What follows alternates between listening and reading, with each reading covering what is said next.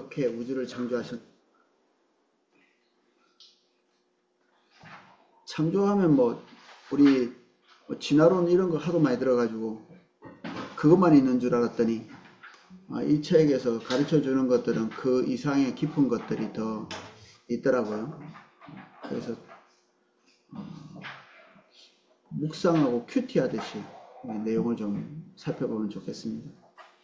이제 이 내용을 통해서 우리가 이제 접근할 수 있는 것은 하나님께서 창조하셨는데 어떻게 창조하셨나? 모든 종류를 직접 이렇게 창조하셨다고 우리가 주로 이제 우리가 수용하는 것들 그런 것이고, 어떤 사람들은 진화의 과정을 통해서 하나님께서 창조하시지 않았을까 이렇게 얘기하는 사람들도 있습니다. 우리가 창조 그 현장에 가가지고 우리가 본 것이 아니니까 뭐 이런저런 추정을 할 수밖에 없겠죠. 추정, 추측. 그런데 무엇을 기반으로 추정, 추측할 건가? 이제 거기 문제죠. 우리는 성경의 말씀에 기반해서 추측, 추정할 수 있고, 또 우리가 얻을 수 있는 과학적 정보를 통해서 추측, 추정하는 이 두 가지 근거를 가지고 추측, 추정하는 거죠. 둘 다 추측, 추정인데 우리는 하나님께서 우리에게 계시하신 내용들에 근거해서 추측하고 추정하려고 하는 거죠. 그럼 하나님께서 만드셨는데 그러면 우린 6일 동안 하나님께서 창조하셨다고 했는데 그 6일이라는 것이 우리가 알고 있는 24시간인가? 화성의 하루는 우리의 하루와 다른 거 아세요? 예, 달라요. 이 수금지화 목도 천해명우리 읽었던 이 태양계 안에 있는 하루도 다 길이가 다르죠. 하루는 뭘 하루라고 하나요? 지구가 그냥 스스로 한 바퀴 도는 거죠. 자전하는 게 한 바퀴. 스스로 도는 그게 우리 하루라고 부르거든요. 24시간 정도 되는 그런 시간. 원래 한 24시간이 채 되지 않는 23점 몇 거의 24시간에 준하는 그런 시간 동안에 한 바퀴를 돌죠. 이건 우리 그냥 하루라고 불러요.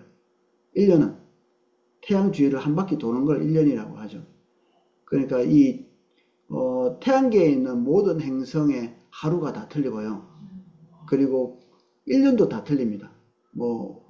거의 2배 가까이 되는 행성도 있고요. 그리고 자전 속도도 다 다르기 때문에 그 하루라는 그 개념이 이제 순전히 우리 지구에 있는 우리의 입장에서 그 하루라는 이해를 할 수밖에 없겠죠. 아침에 이제 요런 읽으면서 근데 저는 이게 어디까지 우리가 생각을 확장해야 될까? 그런 생각을 해보다가 저는 이제 그런 생각이 들었습니다. 성경은 하나님께서 우리를 보라고 만드신 거죠. 이게 화성에 무슨 화성인이 있어서 한 것도 아니고 동물 보라고 만든 것도 아니고 하나님은 다 아시니까 스스로 보시려고 만든 것도 아닐 테고 이건 순전히 일반 계시를 통해서 우리에게 자기의 존재를 알리시는 것처럼 하나님께서 자기 자신의 계획과 뜻과 목적을 우리에게 알리시기 위해서 우리에게 알려주시는 거라 우리 입장에서 보면 되겠다. 우리 인간의 입장에서. 그래서 천지를 창조하셨다는 말도 되게 이상하게 보이기도 합니다. 이게 과학적인 측면에서는. 천지, 이게 천과 지, 하늘과 땅이라는 얘기인데 이게 양분될 만한 건가? 이렇게 생각이 들기도 하거든요. 이게 천 이렇게 하면 우주를 얘기하는 거라고 우리 생각이 들잖아요. 그럼 그 천에 지구가 들어가거든요. 이렇게 우주 안에 아주 작은 행성 중에 하나가 지구니까 거기에 들어가는 거죠.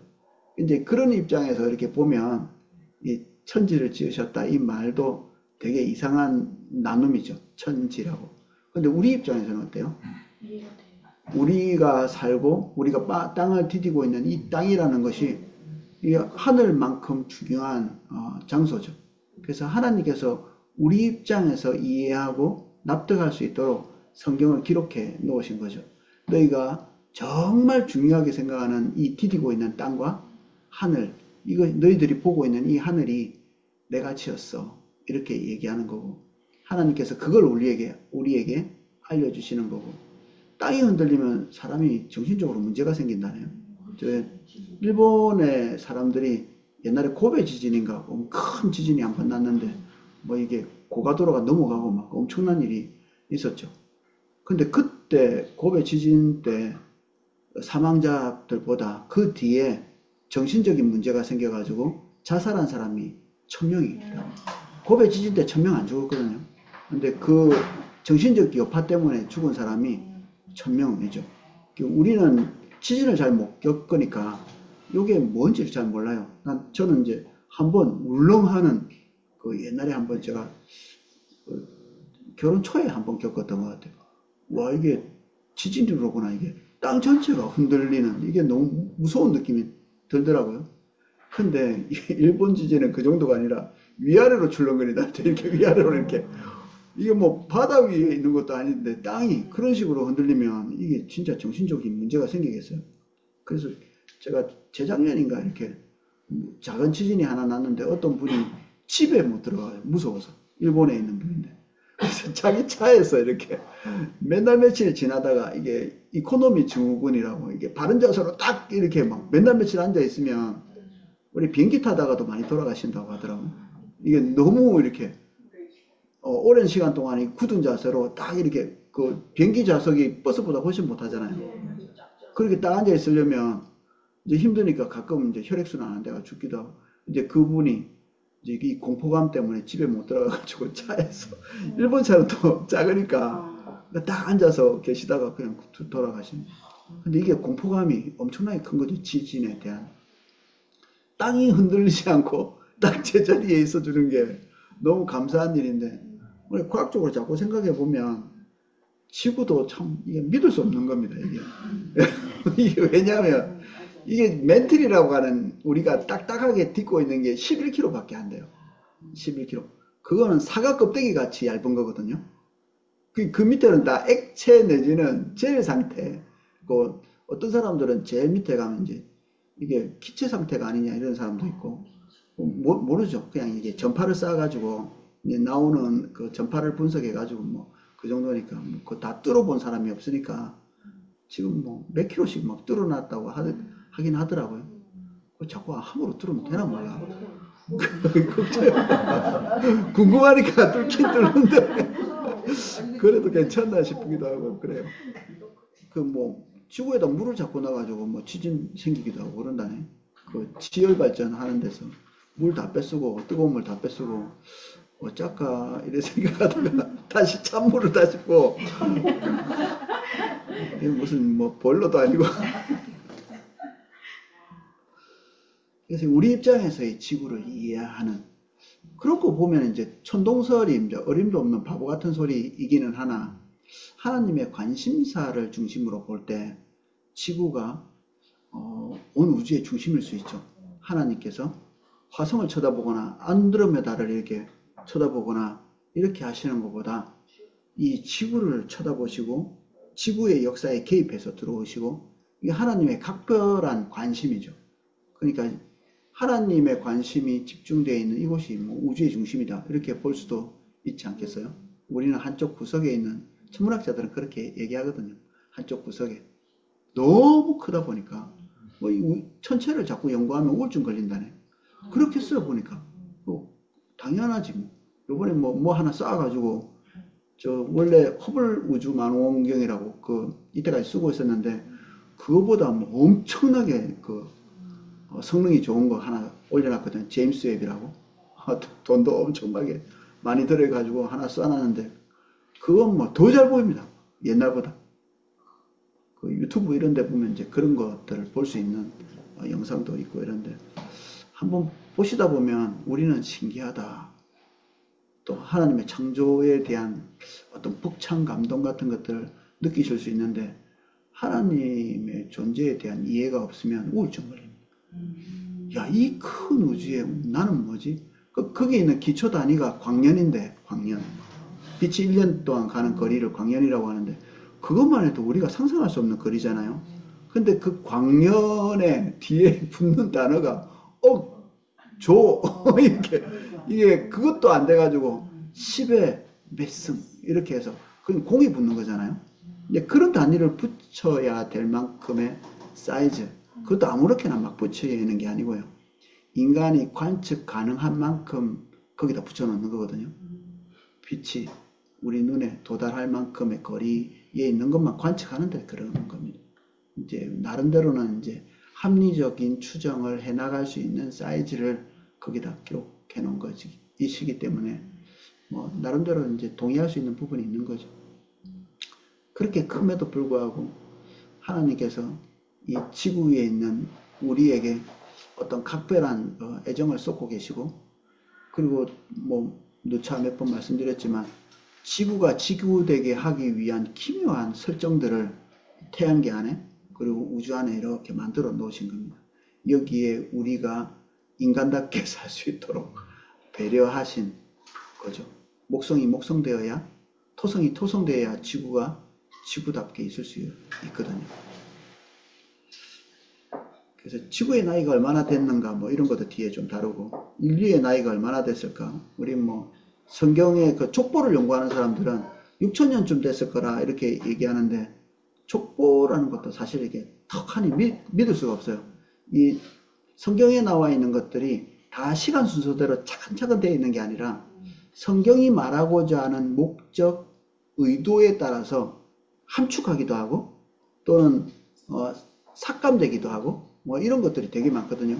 이 신명기에 보면 모세의 설교를 이렇게 차근차근 이렇게 보면 어떤 부분은 모세가 40일 40야를 그리고 금식을 3번 했나 이런 생각이 들 만큼 그것도 여러 차례 이렇게 반복하기도 하고, 그리고 뭐 벗게 만든 것들을 한 2~3번 반복하기도 하고 그래요.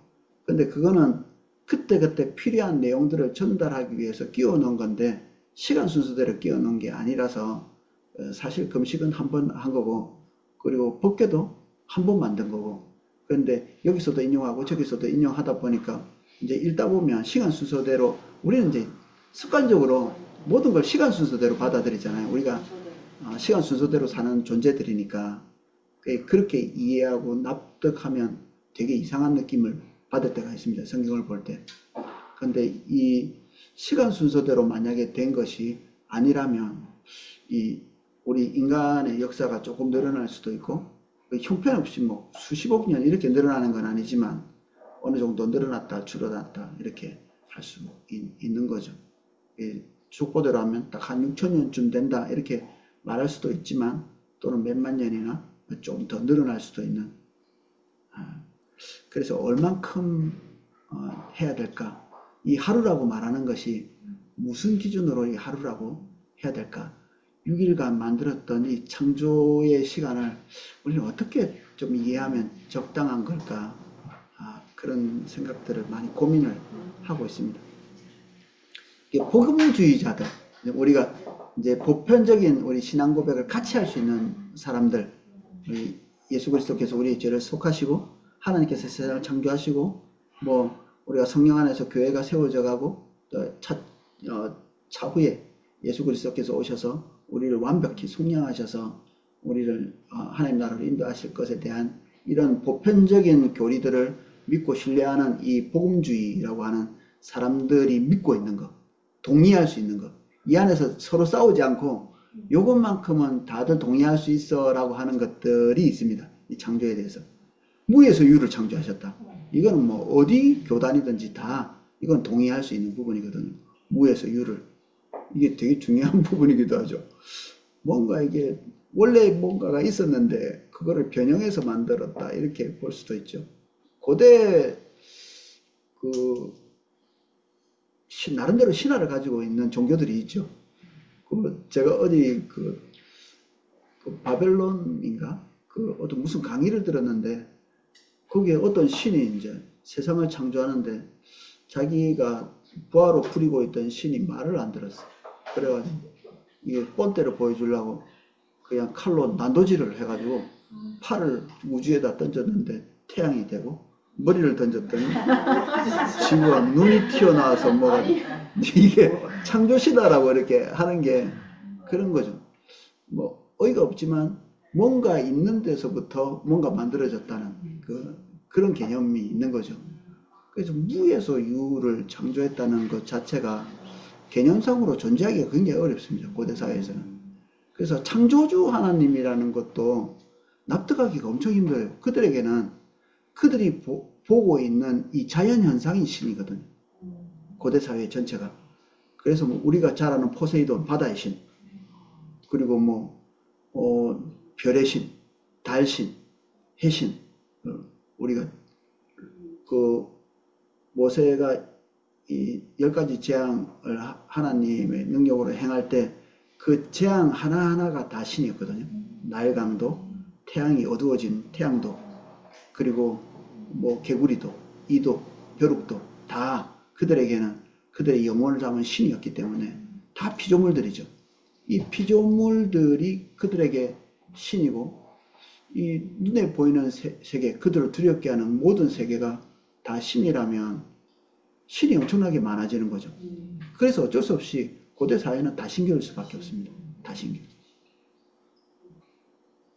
그리고 바다에 살면 그것과 관련되어 있는 신이 믿어질 거고, 육지에 살면 그것과 관련되어 있는 신이, 산에 살면 그것과 관련되어 있는 신이 있을 겁니다.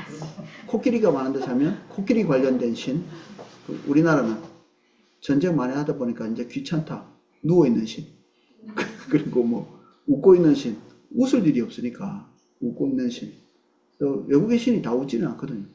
다 거기는 뭐 화내는 신, 강한 신을 원하면 분노하고 화내고 창 들고 앉아있고 뭐 그런 신들을 그들이 기대하고 영원하니까 그런 신들을 만들어내는 건데, 이 요나가 그 하나님의 뜻을 이해하면서 도망쳐서 다시스로 도망가는 배 안에서 그들이 이제 풍랑을 만나니까 그들의 각자 신에게 이제 구하고 있죠. 그래서 모든 신에게 다 구하고 있는데 이 배 밑에서 잠자는 한 사람이 있었으니 하나님을 믿는다는 그 요나였죠. 와서 야, 다들 자기 하나님에게 구하고 있는데 너도 나와서 구해라 이렇게 하니까 그가 이런 얘기를 하면 이 풍랑은 나를 나 때문에 생긴 거다. 그러면서 하는 고백입니다. 하늘과 땅의 창조주이신 하나님. 이거는 그들에겐 충격적인 거죠. 하늘신, 땅신, 바다신 이런 신들이 있고 바람신 이게 있는데 하늘과 땅을 만든 신이라고? 창조한 신이라고? 이게 그들에겐 큰 충격이죠. 그리고 나를 집어 던지라고 얘기했는데 뭐 안 하려고 애를 쓰다가 집어 던졌는데 모든 신들이 다 그들이 볼 때는 모든 신들이 다 잠잠하게 되는 거죠. 그러니까 그들을 처음 경험했던 하늘을 만들고 땅을 만든 그 신, 그 야훼 하나님에 대한 이해를 엄청 무섭게 했겠죠. 엄청 무섭게 했을 겁니다. 그런 개념 자체가 없는 사람들한테. 그래서 우리가 다 동의할 수 있는 무에서 유를 창조하는 것, 그리고 아담과 하와를 하나님께서 창조하셨다. 인간은 그냥 뭐 어떻게 원숭이에서 생긴 게 아니고 어쩌다 보니까 생긴 존재가 아니라 창조되었다. 하나님께서 각별한 관심을 가지고 만든 존재다. 이건 우리 복음주의 안에서는 다 동의할 수 있는 부분이고, 그리고 우주는 창조하고 나서 잘못 만들었네 이렇게 한 게 아니라 보시기에 좋았다. 하나님이 완벽한 기준을 가지고 볼 때도 더할 나위 없이 만족스러운 그런 존재로 만들어졌다. 이렇게 이해하는. 근데 복음주의 내에서 논쟁하는 부분도 있죠. 이제 그런 것도 이런 것입니다. 하나님께서 혹시 진화론적인 어떤 과정을 통해서 만들진 않았을까? 극렬 반대하는 그런 그룹도 있고, 다소간의 어떤 수용을 하는 그런 그룹도 있습니다. 이게 과정신학 이런 데 보면 하나님께서 창조의 방법으로 진화를 선택하지 않았을까? 이렇게 얘기하는 그런 사람들. 그런 것에 대한 설명도 뒤에 조금 나오고요. 지구는 얼마나 도대체 오래됐을까? 성경은 그다지 오래됐다고 이렇게 느껴지지 않죠. 인간이 창조된 것과 그다지 이렇게 멀리 있지 않을 걸로 생각이 드는데, 아니, 성경이 언제, 몇 년, 뭐, 어떻게 딱 날짜, 시간을 딱 규정해 놓을 수 있는 게 명확하게 없다 보니 이 하루라는 길이도 그리고 성경에 나와 있는 이 틈도 이게 우리가 다 측정하기 좀 어려울 거다. 이런 얘기를 하고 있습니다. 그래서 우주가 또는 지구가 젊을 수도 있고 우주나 지구가 늙을 수도 있고 오래됐을 수도 있고 이런 것들은 같이 동의를 잘 못하고 있는 부분입니다. 그래 인류는 도대체 얼마나 됐을까? 뭐 이런 것들도 기껏 해봤자 6천년 됐을 거다 생각할 수도 있고 또 어떤 면에서는 수만 년 됐을 것 같다. 그 역사라는 것이 뭐 보통은 10,000년 넘거든요. 선사시대를 10,000년 넘게 추정하기도 합니다. 중국은 자기네 역사가 10,000년이라고 하거든요. 하도 뻥을 맞춰가지고 그걸 믿을 수가 없는 건데 그렇다니 그런 것들을 살펴보겠습니다.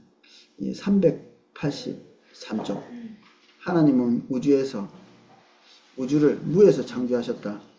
무? 생각을 해보셨나요? 생각해보기가 어렵지 않나요?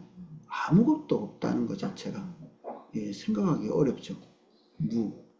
여기 어려운 말 적혀있는데 엑스 니힐로 무에서부터 유를 창조하는 아까 그 신화처럼 뭔가 있고 창조된 게 아니라 기존에 질서는 없었지만 그래도 물질의 혼돈된 상태는 있었지 않았을까. 그리고 거기서부터 이렇게 하나님께서 질서를 부여하고 이렇게 뭔가 만들지 않았을까. 과학자들처럼 우주에 먼지들이 떠돌고 있었는데 갑자기 뭉쳐가 뻥 터져가지고 뭐 이런 것들이 만들어지지 않았을까. 이런 추측을 해보는 겁니다. 이렇게 저렇게. 근데 성경은 명백히 무였다. 하나님 외에는 아무것도 존재하지 않았다.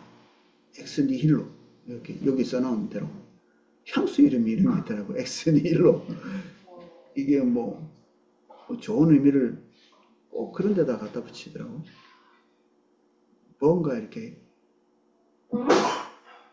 처음 같은 아무도 만들지 않았었던 어떤 처음에 대한 이미지를 가지려고 일부러 그런 이름을 붙이지 않았나 싶기도 하고 아무것도 없는 데서부터 만드신 우리의 창조는 아무것도 없던 데서부터 만들었다 이렇게 주장하지만 사실 따지고 들어가면 다 솔로몬의 고백대로 해 아래 새 것이 없다. 다 이전에 있었던 것들이고 또 반복해서 또 없어졌다 생기고 그런 것들에 불과하다. 그래서 이 창조를 살펴보면서 우리는 우리가 할 수 있는 창조가 있잖아요. 우리가 할 수 있는 창조.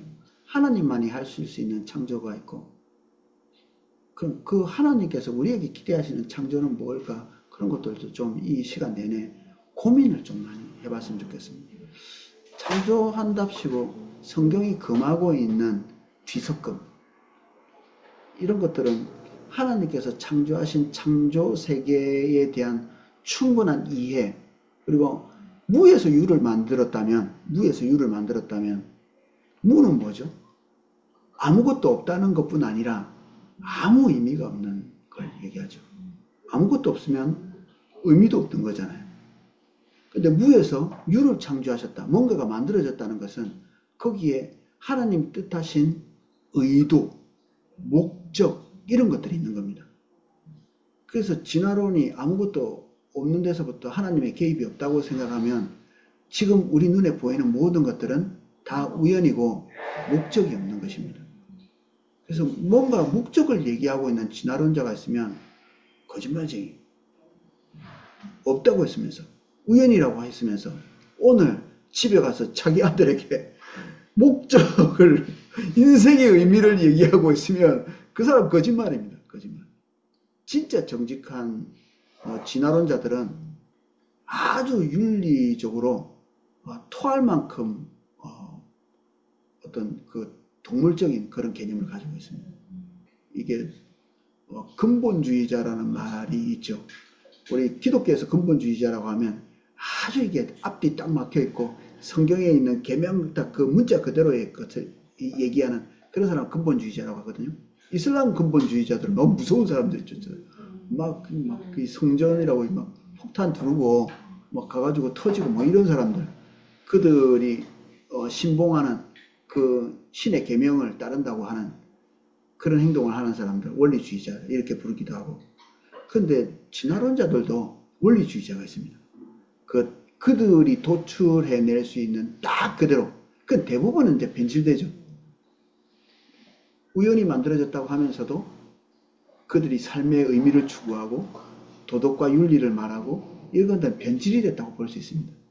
뭐 우연히 만들어진 게 윤리가 어디 있어요? 생존의 윤리지. 그들이 적자생존이라고 얘기하고 있거든요. 적자생존. 지금 살아남은 것들은 다 강한 거라는 거죠. 그러면 우리 중에 약한 것들은 앞으로 죽을 것들이죠. 그렇죠. 적자가 아닌 겁니다. 앞으로 죽을 것들은 뭐하러 돌봐요? 그러니까 사랑, 긍휼, 자비 이런 거 필요 없는 거예요. 그런 것은 악이다. 이 니체가 그렇게 얘기한 거고, 사실은 니체도 스스로 만들어냈다기보다는 원래 아무것도 의미 없는 데서부터 그냥 진화가 된 것은 그렇게밖에는 결론을 지을 수밖에 없는 거죠.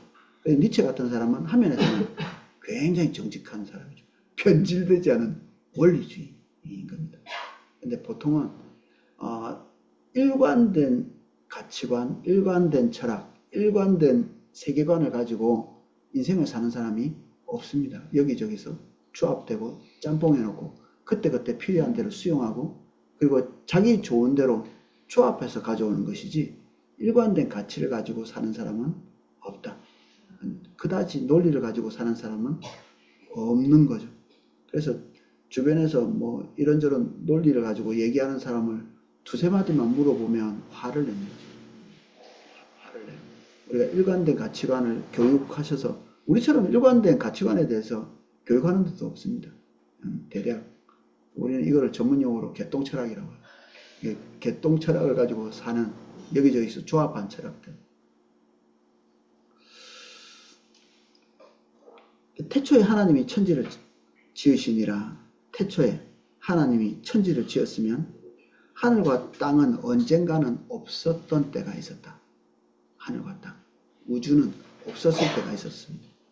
우리 인간도 어느 시점에는 없었을 때가 있었다. 뭐 당연하게 받아들일 수도 있지만 인간이 없었을 때가 있었다면 인간은 세상의 중심은 아닌 겁니다. 그죠? 세상의 중심이 아닙니다. 그래서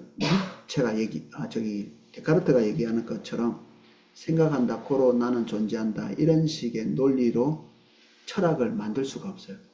생각한다, 고로 나는 존재한다. 이 사람은 세상을 있는 그대로 판단하기 위해서 일단은 모든 것을 의심해 보는 거거든요. 명확한 거 하나만 딱 붙잡으려고. 그래서 맨 마지막에 남은 것은 세상이 존재하는 것들을 의심해도 의심하고 있다는 자기 자신은 그대로 살아있기 때문에 이거는 믿을 수 있구만. 이래서 여기서부터 펼쳐나가는 거거든요. 근데 우리가 이제 고민할 거는 그겁니다. 우리가 세상의 중심이면 우리가 의심하지 않을 수 있는 그걸 가지고 기둥을 삼아서 이론을 펼칠 수가 있는데 우리가 중심이면 니체도 데카르트도 자기가 중심에 있다고 믿고 이 생각을 이렇게 펼쳐나가는 거죠. 자기 중심적으로. 근데 우리 인간이 세상의 중심이 아니기 때문에 그렇게 판단해가지고 옳은 결론으로 갈 수가 없는 겁니다. 세상의 중심은 처음부터 있었던 분, 하나님이죠. 우리는 그분에 의해서 의존하고 있는 피조물에 불과합니다. 그분이 만들었기 때문에 존재하는, 언젠가는 없었을, 그리고 우리는 영원한 존재도 아닙니다. 하나님께서 우리에게 끊임없이 생명을 공급하지 않는 어느 시점이 온다면 우리는 존재조차 할 수 없습니다. 그분의 신실하심을 우리가 믿기에 영생을 믿는 것입니다. 그분의 신실함, 그분이 입으로 말했잖아요. 그분이 영원히 거하는 영생을 주기로 영생하는 삶을 약속하셨기 때문에 우리의 존재 때문에 영생하는 게 아니라 하나님께서 우리에게 약속하신 약속의 영원함을 근거로 우리에게 영생이 있음을 믿을 수 있는 거죠. 자세히 설명했는데 더 모르겠죠.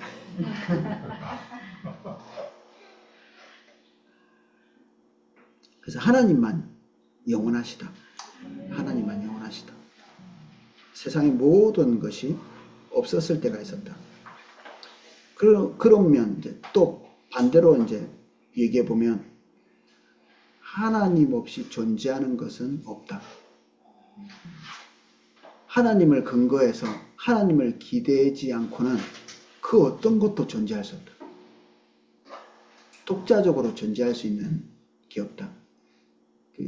진화론자들은 물질은 있었다. 이렇게 보거든요. 어떤 사람은 물질과 하나님이 동시에 다 영원히 존재하는 존재다. 물질도. 그래서 무가 아닌 거죠. 무가 아닌 겁니다. 물질이 있으니까. 생명체만 하나님이 창조하지 않았을까? 그런 고민을 하고 있는 사람도 있습니다. 어떤 물리학자가 그런 얘기를 하더라고요. 강의 주제가 뭐냐면 생명이란 무엇인가? 생명이란 무엇인가? 생명이란 존재가 있다. 제가 잘못 말했습니다. 죽음이란 무엇인가? 죽음이란 무엇인가? 근데 그 사람이 나와가지고 좀 충격적인 얘기를 했어요. 죽음이 뭐가 이상하냐? 죽음이. 우주 전체가 죽어 있는데, 우주 전체가 생명이라고는 없는데, 우리 인간만 이상한 존재다.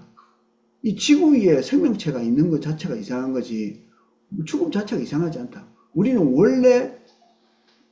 원래대로 돌아가는 거다. 생명이 없는 대로. 그러니까 그 물리학자는 이제 예수님 안 믿는 사람인데, 제가 볼 때는 납득이 되더라고. 그가 볼 때, 온 우주에 생명체라고는 없는 거예요. 발견되어진, 증명할 수 있는 생명체라고는 없어요. 근데 인간이 이상한 거죠. 동물이 이상한 거고, 식물이 이상한 거고. 이게 어떻게 살아있지? 생명을 어떻게 가지고 있는 거지? 그 과학자의 입장에서는 되게 이상한 겁니다. 생명이라는 것 자체가. 그래서 죽음으로 돌아가는 것 자체가 너무 자연스럽고 지금 살아있다는 것 자체가 너무 이상하다. 굉장한 시각이죠.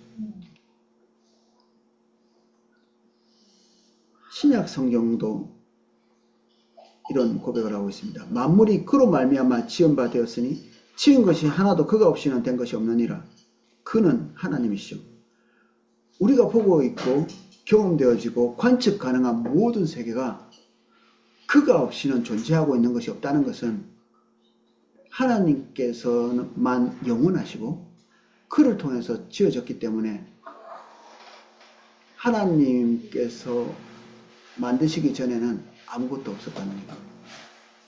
아무것도 없었다.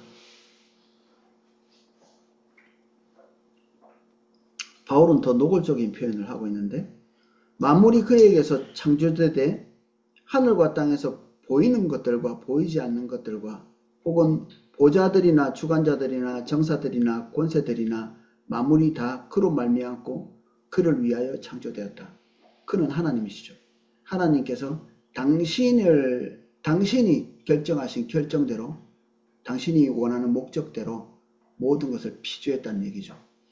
그래서 눈에 보이고 관측 가능한 모든 세계가 하나님의 목적을 분명히 가지고 창조되었다는 겁니다. 그 어떤 것도 하나님께서 의미를 부여하시지 않는 것은 없다. 무의미한 것은 존재하지 않는다. 아까 우울증 걸린다는 얘기가 이 의미 없는 것들이 왜 존재하지? 이 우주가. 그러니까 우울증 걸리는 거죠. 거기에 다 의미가 있다고 생각하는 그리스도인들은 눈물 날 겁니다. 하나하나.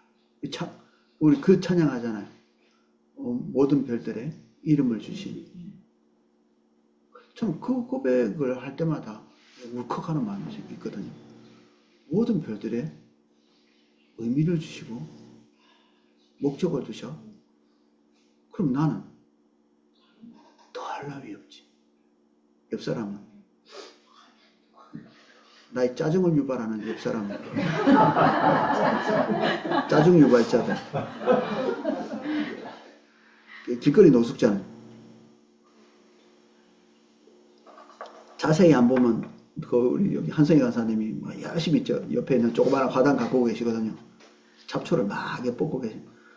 내가 반나절 내내 뽑았어 하면서 요만큼 뽑았더라고요, 잡초를.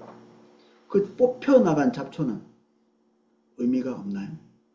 우리는 이제 우리에게 의미가 없기 때문에 본인이 심은 꽃만 의미가 있거든요, 한석희 강사님. 내가 이거 돈 주고 사와가지고 이렇게 심었어. 이게 자기 의미죠. 근데 그 날아와서 그냥 꽃 펴서 이렇게 자라고 있는 그 잡초가 의미가 없지는 않거든요. 의미가 다 있습니다. 하나님이 유실수만 만들지, 합리적으로 다 먹을 것만 다 만들지. 근데 그렇게 하면 세상의 모든 산소의 대부분은 유실수에서 만들어지지 않는다고 합니다. 잡초들이 산소들을 더 많이 만들어내고 바다에서 산소가 더 만들어내고 우리 잘 모릅니다. 도대체 너 왜 있냐 이렇게. 너 왜 있냐. 그래 잘 모르면 하나를 멸종시켜 버려 가지고 그 뒤에 파장이 일어나는 것 그때쯤 돼서 한 30년 40년쯤 돼서 모기 잡는다고 DDT를 엄청 뿌렸거든요. 저. 우리도 그 뭔지도 모르고 우리도 많이 뿌렸습니다. 우리도. 그래서 우리가 벼룩 없는 세상에서 살고 우리 저 빈대 없는 세상에서 우리가 살고 있는 게 그 옛날에 우리 조상님께서 피해를 감수하시면서 몰랐죠. DDT 많이 뿌리셔가지고. 근데 DDT 뿌린 데는 그 연쇄적으로 다른 생물들도 다 같이 죽거든요. 우리 벼룩 없이 살아서 감사한데 요새 벼룩이 빈대가 조금씩 생기고 있다는데 감사해야 되나요?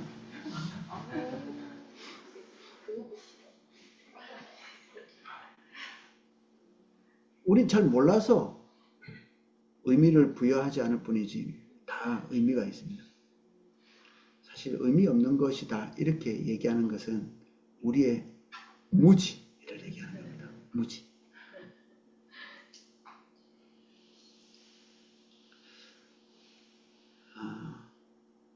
신약 성경이 증거하는 창조의 하나님. 바울과 바나바가 루스트라라는 곳에 이방인들에게 자기들이 하나님에 대해서 소개할 때 이런 얘기를 합니다. 천지와 바다와 그 가운데 만유를 지으시고 하나님에 대한 소개를 할 때 천지, 하늘과 땅을 만드신 바다와 그 가운데 있는 그들이 알고 있는 모든 종류의 생물들, 식물들을 만드신 분 이렇게 소개하거든요. 그들이 이때까지 들어보지 못한 신인 거예요. 그런 신은. 만유 가운데 만유를 지으시고 살아계신 하나님 그 하나님이 보낸 사자다 우리는. 그분이 우리에게 메시지를 줬는데 너희들에게 이제부터 그 메시지를 전하겠다. 그렇게 하고 복음을 전하는. 바울이 아테네죠. 이 아테네에 가가지고 그 세상의 똑똑이들이 다 모여있던 곳이 그 아테네입니다. 거기. 헬라 철학자들과 변론할 때 또 그런 얘기를 합니다. 우주와 그 가운데 있는 만유를 지으시고 헬라 철학자들의 머릿속에도 그런 개념이 없었던 겁니다. 만민이 생명과 호흡과 만물을 친히 주관하시는 하나님이라고 하나님을 소개하고 있습니다. 히브리서 11장 3절 우린 184쪽 중간쯤 하고 있습니다. 두 번째 블록. 믿음으로 모든 세계가 하나님의 말씀으로 지어진 줄을 우리가 아나니 보이는 것은 나타난 것으로 말미암아 된 것이 아니니라. 나타난 것? 이미 존재하고 있는 어떤 물질에서부터 만들어진 게 아니라 보이지 않는 존재하지 않는 곳에서 만들어졌다. 하나님께서 그렇게 우리를 만들었다는 겁니다. 무에서 유를 창조하셨다. 니히로, 익스니히로. 그래서 바울은 전에 존재하던 그 어떤 물질로 우주를 창조했다는 생각 자체를 부정해버립니다. 아니, 무에서 창조하신 것이다. 로마서 없는 것을 있는 것 같이 부르시는 하나님. 하나님의 특성을 얘기할 때 없는 것을 있는 것 같이 부른다는 것은 결국 어떻게 된다는 겁니까? 있게 된다는 얘기잖아요. 없는 것을 있는 것처럼 부르시면 있게 되는 거죠. 없음이 있음이 되는. 이게 무슨 말장난이야? 없음이 있음이 되는. 없었는데 있다. 여러분 하실 수 있으세요? 없음, 있음. 그런 걸 꿈꾸기는 하죠. 도깨비 방망이 이런 설화가 있는 걸 보면 뚝딱 하면 뭔가 생기는 그런 걸 바라지만 그런 일은 없다. 그런 일은 없다. 존재하지 않는 것을 존재하게 하시는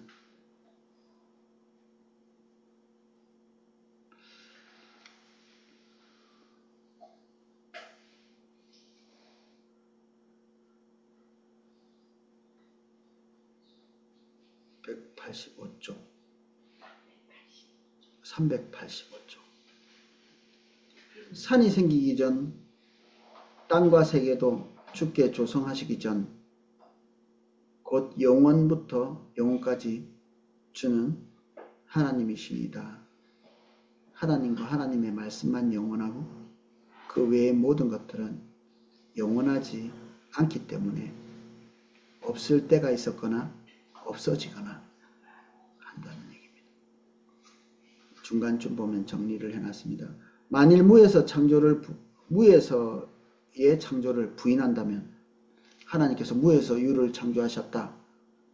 이렇게 우리가 알고 있는 걸 부정한다면 하나님과 같이 영원히 존재하는 것이 있다는 얘기가 됩니다. 하나님처럼 영원히 존재, 그것이 물질이든 그 무엇이든지 간에 하나님만이 영원하시지 않고 하나님과 함께 영원히 존재하는 것이 있다는 것을 시인하게 되는 것인데 그러면 하나님의 영원성, 그리고 독립성, 주권 이런 것들도 통째로 부정하게 되는 겁니다. 잘 모르셨죠? 조금만 이렇게 생각해 보면 한 단계만 이렇게 생각해 보면 아십니다. 하나님이 영원하신데 무에서부터 창조하신 게 아니라면 하나님처럼 영원 전부터 존재하는 어떤 것이 있어야 되는데 그러면 하나님이랑 같이 존재하는 거잖아요. 그러므로 하나님이 영원한 존재가 아닌 겁니다. 하나님만 영원한 존재가 인 것이 아닌 게 되죠. 그러면 하나님과 같이 영원한 존재가 있다면 하나님께서 독보적 존재가 아니신 겁니다. 심각한 문제가 생기죠. 그래서 무에서 유를 창조하셨다는 이 교리가 우리에게 부정이 되면 하나님의 존재성이 부정되는 겁니다. 하나님의 영원성이 부정되고. 그래서 이런저런 상상을 할 때도 그 상상이 불러오는 그 파급을 우리가 고민해야 됩니다. 파급을. 외계인이 만들었나? 저도 옛날 초신자 때 그런 얘기도 많이 하고 그랬는데 그렇게 될 경우에 뒤에 파급되는 그 논리적 한계들을 금방 이게 딱 부딪히게 되거든요. 금방. 그래서 상상력은 치성을 동반하지 않으면 허무맹랑한 것이 되죠. 치성을 동반. 합리적 지성을 동반해야 상상력도 올바른 게 됩니다. 우리 아이들 상상력 많이 키워줘야 해가지고 이상한 것 많이 보여주는 부모님들이 있습니다. 그 말도 안 되는 그 헛소리 찍찍 해놨는 그 전래동화 이런 것들 이게 상상력을 자극할 거라고 이렇게 보여주고 그러죠. 해리포터 그런 거 이렇게 그게 이제 그때 당시에 유럽에 있는 그 잡신들의 이야기들 그 전래동화 같은 겁니다. 그게 우리나라의 전래동화 같은 것들을 이게 조합해가지고 이제 만들어 놓은 그 소설인데 그게 이제 그런 것들을 보면서 사람들의 가슴 속에 상상력이 자극될 거라고 생각하거든요. 그런데 그 상상력은 우리를 올바로 인도할까요? 올바로 절대 인도하지 않죠. 그 로마 신화 같은 거 우리는 교양서적 이렇게 얘기하는데 그게 우리에게 교양을 가져다 줄까요? 근친상간 하는 것, 강간하는 것, 자기 폭력적 이렇게 권력 행사하는 그 신들이 그러면 신은 사람에게 있어서는 어떤 존재예요? 범접할 수 없는 지고한 그런 존재잖아요. 신들이. 근데 신들이 그 모양이야. 신들이. 그러면 인간은 더 할 나위 없죠. 이게. 그들이 믿는 신이 그러면. 그래서 어거스틴의 하나님의 도성 그 책에 보면 그 로마 신화를 이렇게 연극으로 이렇게 만들어 가지고 이렇게 공연을 하는 그런 게 신의 제전이었거든요. 근데 그거를 로마 사람들이 도덕성이 그렇게 높지는 않은데 로마 시내에서는 못하게 됐었습니다. 너무 외설적이고 더럽고 음란하기 때문에 로마 시내 너그 저기 구석에 가서 해라. 못하게는 안 할 테니 그렇게 한 거거든요. 이걸 보고 이제 어거스틴이 비난하는 글을 써놨습니다. 너가 보기에도 더럽냐 이게? 너가 보기에도? 그러면 너희들이 믿는 신이라는 게 윤리적이고 도덕적이고 이렇다는 것을 너희 스스로 부정하는 거 아니냐. 너무 더러운 거라서 너희들 도시의 한 중간에서 할 수 없는 거라면 그거를 너희들이 치고한 신이라고 이렇게 얘기하는 것 자체가 너희들 자가당착이지 모순되는 거 아니냐. 그런 얘기를 거기 써놨어요. 고전들을 자세히 읽어보면 그때 당시에 치열한 고전이라는 게 허무맹랑한 소리를 해놓은 게 아니고 그때 당시의 상황에서 그리스도인들이 코밋들을 많이 하고 그들과 논쟁하고 그들이 도전해오는 도전에 응전을 하느라고 하나님의 말씀을 곱씹고 곱씹은 사람들이 거기에 반박하는 내용들이 고전들이거든요. 그래서 고전을 읽는 게 우리한테 대단한 통찰력을 가져다 주기도 합니다. 그래서 어거스틴이 쓴 책이 조금 두껍지만 뭐 하늘 아래 메이로다. 그까지 거. 읽고 또 읽으면 언젠가는 다 읽고 조금씩 읽으면 됩니다. 조금씩. 그 뭐 400-500페이지 정도 되는데 그까지 거 뭐 하루에 한 장씩 읽으면 1년 좀 남짓이면 다 읽을 수 있는 거죠. 그 한 챕터 이렇게 돼 있거든요. 조금씩 아주 책자처럼 조금씩 그렇게 합본되어 있는 거라 여러분들이 조금씩 나눠서 읽으면 놀라운 게 됩니다. 고전의 의미가 그런 거라면서요. 누구나 다 알지만 아무도 읽은 적이 없는. 근데 읽어본 사람들은 하나같이 고전의 가치를 높이 평가합니다. 그리고 여러분들 알고 있는 모든 철학자들은 고전들을 읽고 인사이트를 얻어서 자기의 책들의 많은 부분을 인용해 놨습니다. 클래식 음악을 여러분들이 귀에 익숙하게 느끼실 때가 많거든요. 왜냐하면 드라마를 많이 보셨습니다. 드라마를 그 만든 사람들이 거기에 한 편씩 갖다가 거기다 집어넣어 놨기 때문에 여기서 사용하죠. 특히 저작권 같은 거 관심 별로 없었던 옛날 영화에 통째로 갖다 넣는 이런 경우도 있기 때문에 여러분들 옛날 영화 많이 보신 분들은 아주 소양이 굉장히 있으십니다. 클래식에 소양이 있으신 겁니다. 고전도 비슷합니다. 갖다가 많이 카피해서 거기다 집어넣어 놓고 고전은 어디 걸 카피했나요? 성경에 있는 내용들을 카피해서 집어넣은 거죠. 해석하고 그리고 적용하고 해서 이렇게 그것을 또 인용하고 이렇게 되는 것. 그래서 고전을 읽는 것 그리고 고전을 읽은 다음에 성경으로 다시 돌아가는 것 이런 것은 여러분들의 눈을 엄청나게 넓게 만들어줍니다.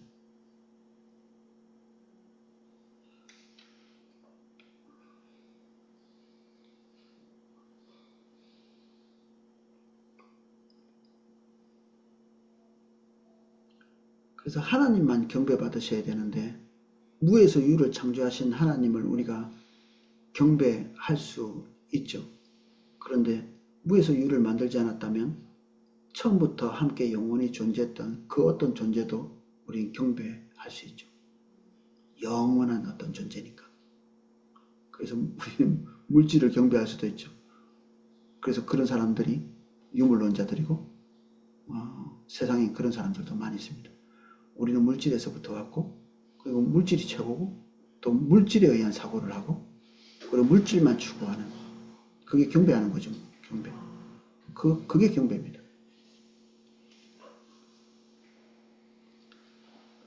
처음에 얘기했지만 하나님께서 무에서 우리를 창조하셨다면 피조세계의 모든 것에 의미가 있다는 얘기고, 그것은 우리에게 큰 선한 충격을 가져다 줍니다. 세상을 보는 안목 자체에 엄청난 획기적인 전환을 갖다 주는 거죠. 조지 카퍼라는 분이 있습니다. 원래 노예 출신인데 노예 해방되는 그 시점쯤에 그 백인 주인이 교육도 시켜주고 보여주고 먹여주고 가족들은 다 죽었다고 하더라고요. 이 사람이 특별히 뭐 꽃밭 같은 걸 잘 가꿨다고 하더라고요. 그래서 주인이 꽃밭 가꾸기 특명을 이렇게 준 거죠. 너무너무 잘 가고 식물에 대한 어릴 때부터 이게 뭐 그런 게 있나 봐요. 태어날 때부터 잘하는 뭐 그런 게 있었던 모양이죠. 그거는 손재주가 좋다 이런 것보다는 이게 안목, 통찰력, 그리고 뭔가를 볼 때 빨리 깨닫는 지력 이런 것들이 태어날 때부터 있는 거죠.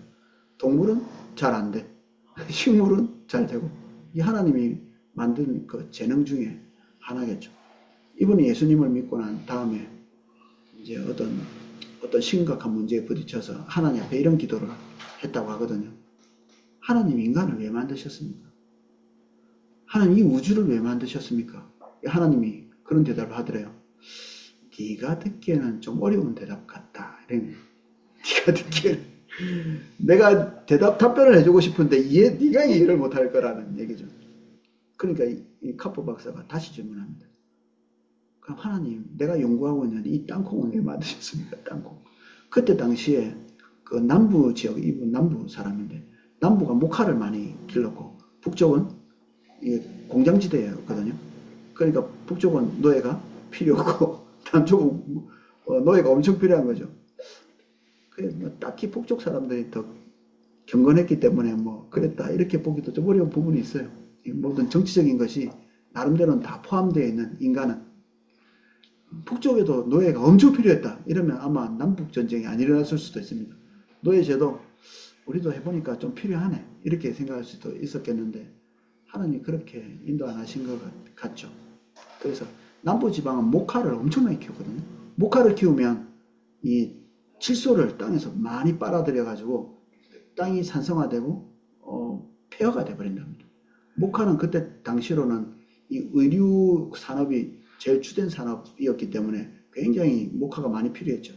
그래서 이걸 따기 위해서 노동력이 많이 필요하니까 노예들을 잡아다가 이렇게 일을 시키고 그 노예들을 먹어야 일을 할 거 아니에요. 그래서 노예들이 먹을 수 있는 가장 싸구려 농작물이 땅콩이었어요.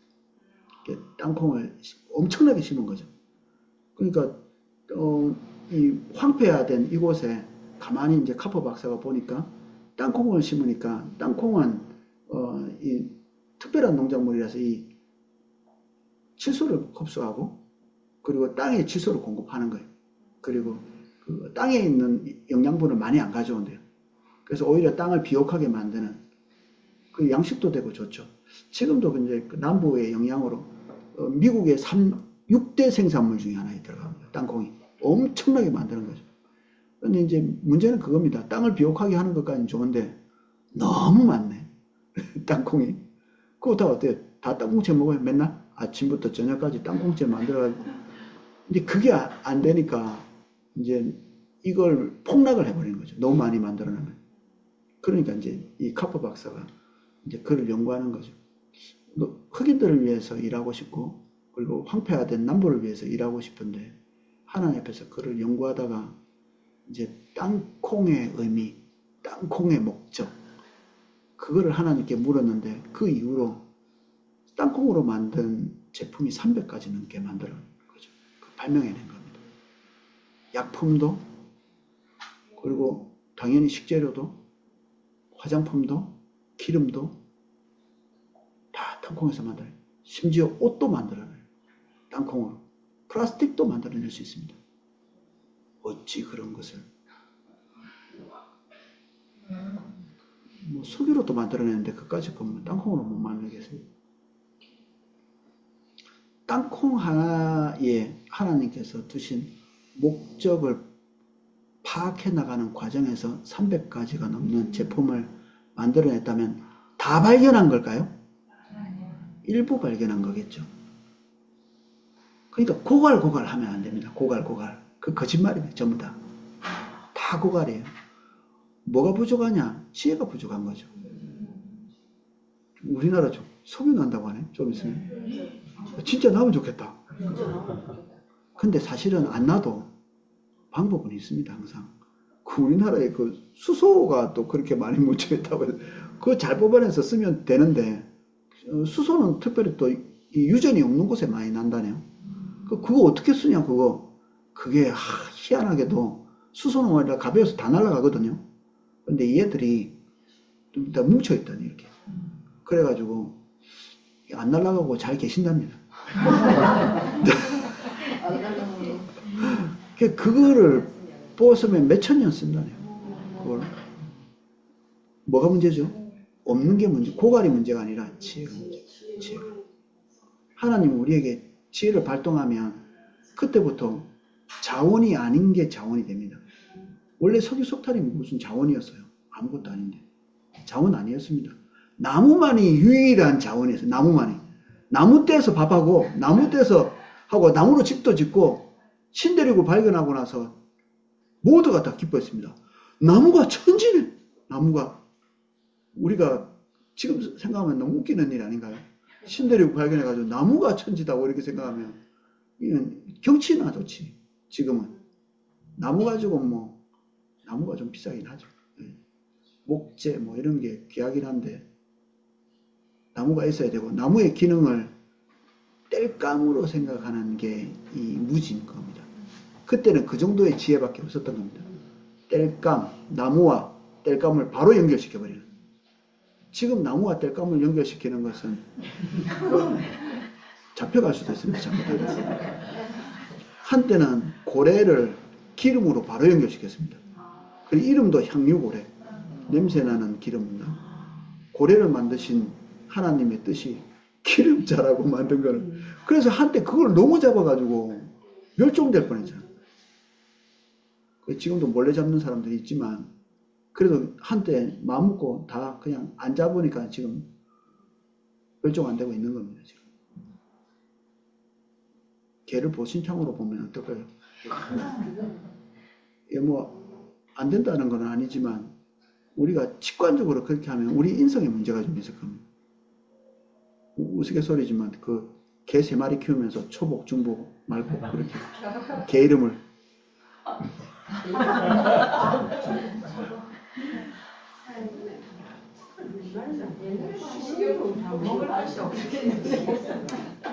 그러니까 하나님의 피조 세계에 대한 인식이 넓어질수록 이해가 넓어질수록 하나님의 목적이 넓어질수록 그것을 보는 우리의 인식 그리고 하나님의 세계가 엄청나게 폭발적으로 늘어나는 겁니다. 이게. 폭발적으로. 지금 낙내 얘기들 있잖아요. 낙내. 낙내를 본 사람과 보지 않은 사람은 하나님에 대한 인식이 달라요. 숨도 못 쉽니다. 숨도. 숨도 못 쉬어요. 진짜 이 자연현상에 불과하잖아요. 그걸 볼 때 숨도 못 쉴 수 있어요. 하면서. 바다를 본 사람과 보지 않은 사람. 제가 어떤 영화를 봤는데 어떤 여자가 바다를 한 번도 못 봤어.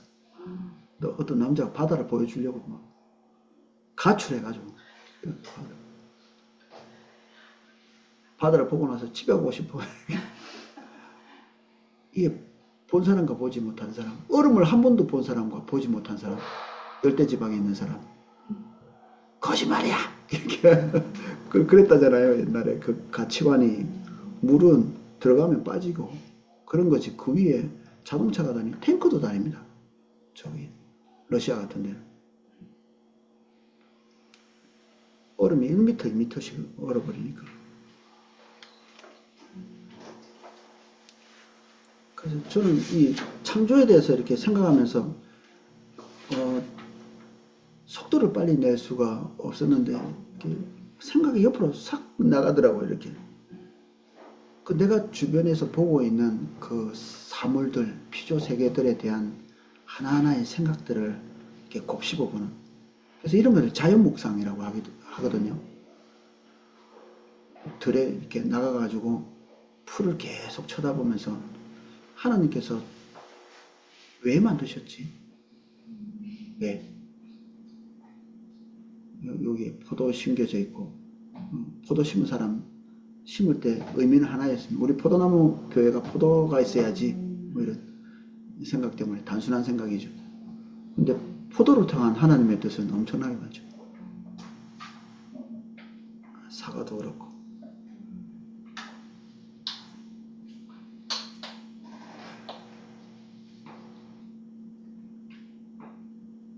그런 것들을 다 통찰했던 한 사람이 있었으니 아담입니다.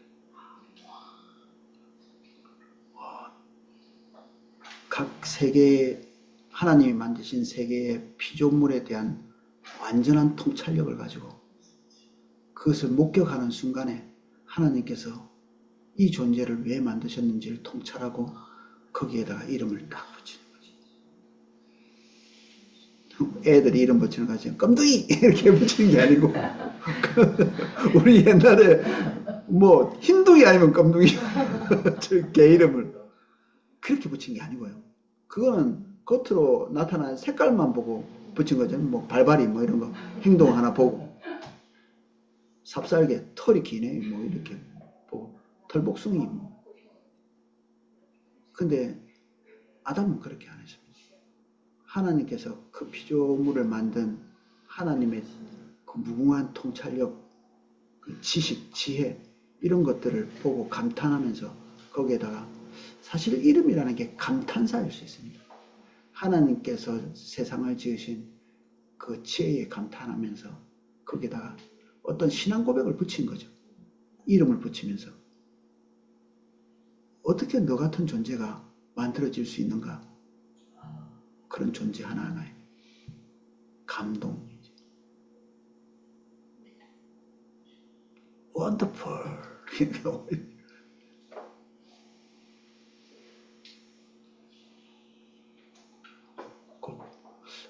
요새 좀 슬픈 게 있습니다. 예쁘긴 한데 우리 교회도 원천지에 노란 꽃이에요. 예쁘긴 한데 점점 많아지고 있어요. 세상에 온갖 꽃이 다 있는데 그건 안 없어져요. 그래요? 네, 자연적으로. 그게 일본에서 예전에 이제 제가 그 뭐죠 신혼 때 우리 남편의 그 저온창고에서 근무하기 때문에 그쪽 이사 갔는데 양쪽 길에가 노란 꽃이 한 몇 킬로가 쫙 있어요. 너무 황홀했거든요. 근데 거기는 가면 그 뭐 산소고 어디고 사방천지가 근데 거기 이름이 꽃회사라는 그런 지명을 가지고 있는데요. 일본 사람들이 거기다가 꽃씨를 하려고 심었대요. 그랬는데 그게 안 없어지고 계속 있는 거예요. 저걸 심어놓으면 그냥 안 없어져요. 여기에서 파서 완전히 땅을 파가지고 개간하지 않는 데서.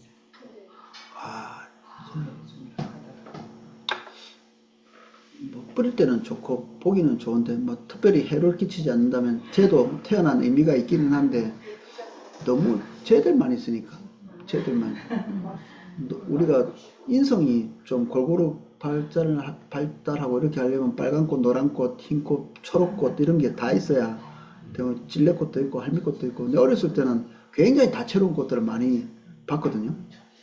그런데 지금은 이제 심기 쉽고 싸고 잘 안 죽고 이런 것들을 많이 심어야 되는 게으른 사람 집에는 선인장만 있죠. 그런 거 키울 수밖에 없는 세심한 것들은 잘 못 키우니까 그렇게 해야 되는. 제가 우리 땅을 샀는데 거기에 가시나무가 있더라고. 아이, 우리를 살린 거 하지. 지금 폐병 때문에 지금 고생하고 있는 우리 성도님이 계시는데 우리 폐렴 때문에 엄청나게 죽어요. 폐렴 걸리면 다 죽는 거예요. 어떤 한때는. 곰팡이에 보니까 폐렴 걸리기는 성분이 있어. 푸른 곰팡이. 그래 페니실린을 개발해가지고 우리가 살아있는 거는 그 곰팡이 때문에. 곰팡이에서 추출해내는 것은 당연히 아닙니다. 그 안에 있는 그 페니실린이라는 물질을 합성해내가지고 많이 그 뭐 곰팡이 언제 키워가지고 추출해내겠습니까? 달팽이 크림에 저는 달팽이가 갈아져서 들어가 있는 줄 알았더니 그렇게 하면 자기도 잡혀간대요. 그렇게 하는 게 아니래. 달팽이 안에 들어있는 이제 피부에 좋은 물질들을 이제 합성해서 그걸 집어넣은 거죠. 그런 것들. 똑같은 달팽이인 줄 아셨죠? 저하고 비슷한 분들. 이 정도밖에 안 되는 겁니다, 우리가. 다. 가시나무라고 잘라버리고, 두릅 한 번 못 먹고, 그렇게 될 수밖에 없는 거죠.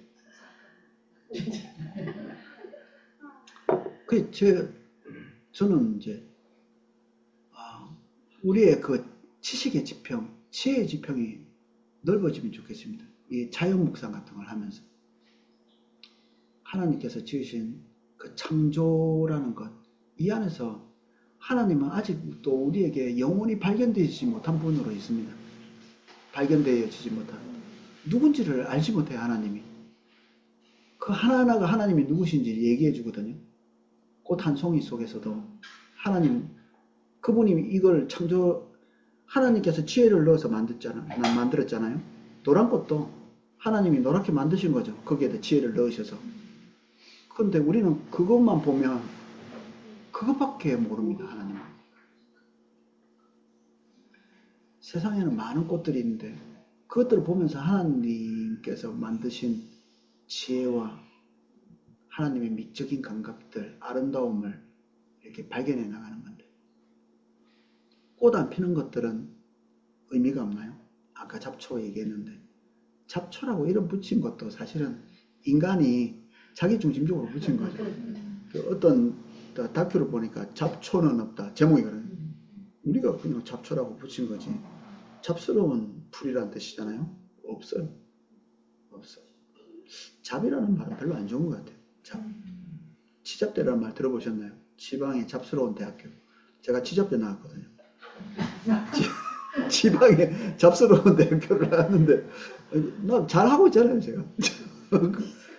다 훌륭한 사람들도 잡스러운 대학교 많이 나왔거든요. 우리가 존경하는 사람들. 잡이라는 말을 함부로 붙이면 안 되겠다. 그런 생각이 듭니다. 잡초가 뭐야, 잡초가? 하나님의 세계에 대한 이해와 지평이 있는 사람들은 잡초라는 말을 안 썼으면 좋겠어요. 아름다워. 그것을 볼 수 있는. 영적 세계도 하나님께서 당연히 창조하셨죠. 천사 영원 전부터 있었나요? 아닙니다. 어느 시점에, 영적 존재지만 어느 시점에 있었습니다. 하늘에 눈이, 통찰력이 놀랍다는 눈이 많다는 하늘의 생물, 죽은 것은 아니기 때문에 뭐라고 이름 붙일 수 없는 어떤 영험한 존재가 있는 것 같아요. 하나님은 아닌데 천사도 아닌 것 같아요. 케투핌 이렇게 원어로 그렇게 얘기하는데 이름을 원어로 부른다고 그게 어떤 정체인지를 알 수 있는 것은 아닙니다. 그런데 그 영적 존재도 하나님은 아니기에 어느 시점에는 없었다는 거죠. 그래서 창조되었다. 그런 존재도. 어떤 영험한 존재가 있다 한들 하나님께서 그것도 창조하신 피조물에 불과하다. 그래서 천사들이 가끔 하나님의 심부름을 인간 세계에서 할 때 인간들이 그 천사의 장엄함, 영광스러움 이런 것들을 보고 예배하려고 하는 시도를 하는 경우가 있는데 못하게 하죠. 못하게 합니다. 자기도 예배받을 존재가 아니고 피조물에 불과하다는 것을 인정하죠. 성경 안에 천사라고 하면서 예배를 받는 존재는 천사가 아니고 하나님입니다. 하나님. 오직 주는 여호와시라. 중간쯤에 386조. 제가 100이라고 하거든 300인 줄 아십시오. 386조. 오직 주는 여호와시라. 하늘과 땅, 하늘과 하늘들의 하늘과 1월 성신과 1월 성신이 아마 한문으로 해, 달, 별 그런 걸 말하는 것 같아요. 땅과 땅 위의 만물과 바다와 그 가운데의 모든 것을 지으시고 다 보존하오니 모든 천군이 다 경배하나이다. 천군, 영적인 존재도 예배를 받는 게 아니라 예배를 하죠. 하나님을 향해서. 피조물입니다. 만물이 그에게 창조되되 하늘과 땅에서 보이는 것들과 보이지 않는 것들, 아까 같이 나누었던 것, 주관자들, 보좌들, 아마 하늘에 있는 어떤 존재들을 말하는 것 같습니다.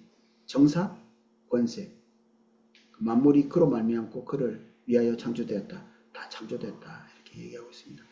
아담과 하와가 하나님께서 만드신 우리가 창조물입니다. 당연히 이 창조물인데 각별한 창조물, 흙으로 아담은 만들었고 미생물에서부터 만들어진 게 아니라 흙으로 조성하시고 하나님의 호흡을 르하흐를 부으셨다. 이렇게 되어 있습니다. 하와는 좀 더 특별하죠. 흙도 아니고 아담의 갈빗대와 아마 갈빗대만 나와 있는데 아담의 고백을 보면 살점도 좀 있었던 것 같아요. 살 중에 살이라고 이렇게 했으니까. 그래서 그걸로 이렇게 하나님께서 만드셨다. 이 아담도 아담이지만 하와를 볼 때는 특별히 진화론은 아닌 거죠. 하나님께서 만드신 구체적 방법을 얘기하고 계시고 그리고 그 재료도 얘기하고 계시고 그 재료는 어떤 점진적인 재료가 아니라 급작스럽게 만들어진 존재잖아요. 이 하와라는 존재가. 그래서 내 뼈 중에 뼈요 살 중에 살이라 이것을 남자에게서 취하였을 즉 여자라 칭하리라 하니라. 전 아담은 너무 놀라운 것 같아요. 여자를 다 해부해 봤나요?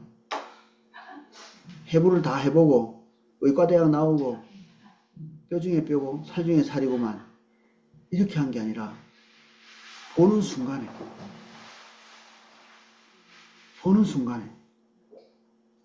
그게 도대체 어떤 걸까? 한번 상상해 보십시오. 그게 어떤 걸까? 보는 순간에 아는 거.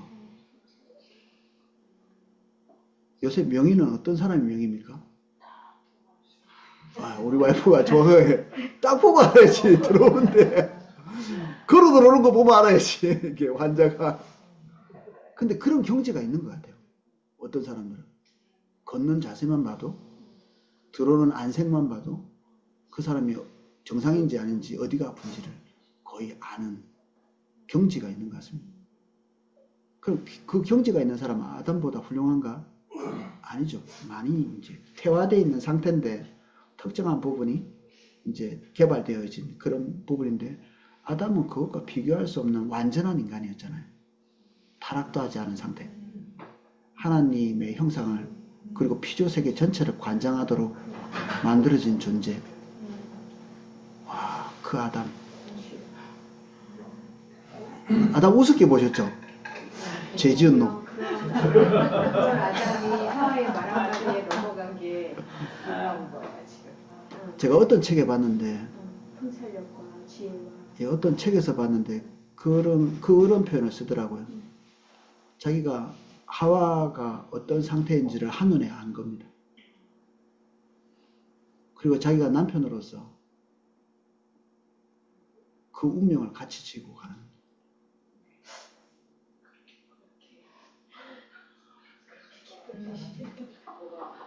저는 그 어디서 제가 책에서 본 건데 그거 몰랐을까?